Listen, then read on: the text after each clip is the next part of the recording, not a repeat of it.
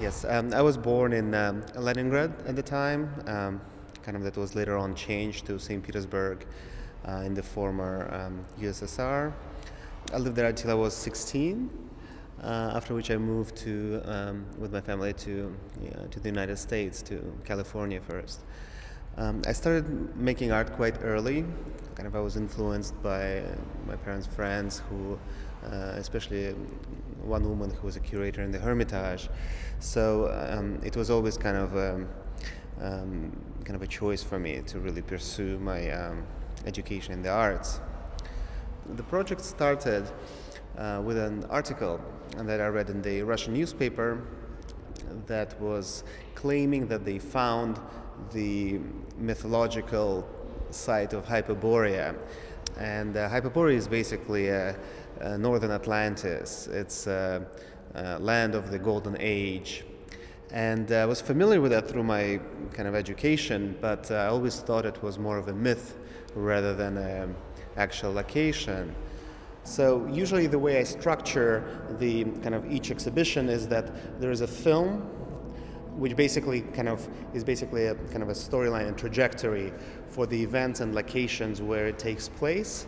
And the sculptural work or painterly work usually appears as it has a cameo in the film, and then it gets kind of readapted into the exhibition space. And you'll notice that both rooms are kind of organized in a different way. It's more linear and kind of a classical journey in the room over the back of the North Wind, and more spiral in the new project, Walking the Sea.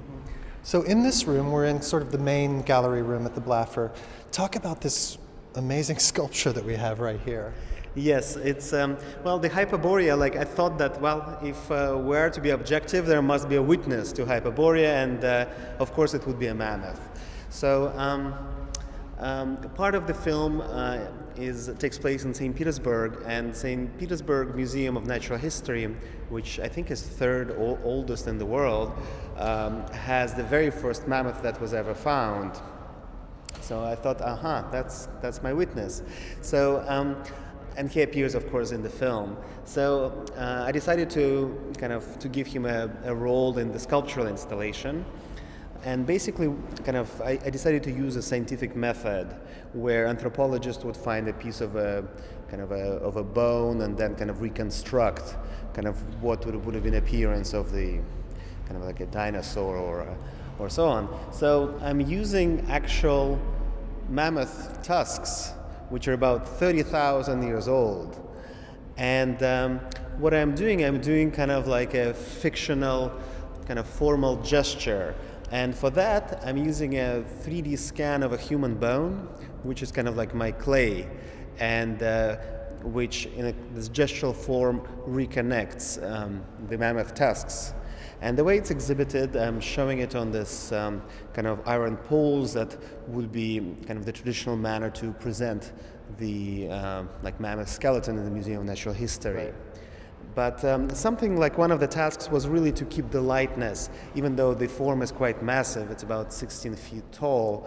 Like I wanted to keep it kind of light and air, almost like the red smoke that's kind of the alter ego of the main character in the film.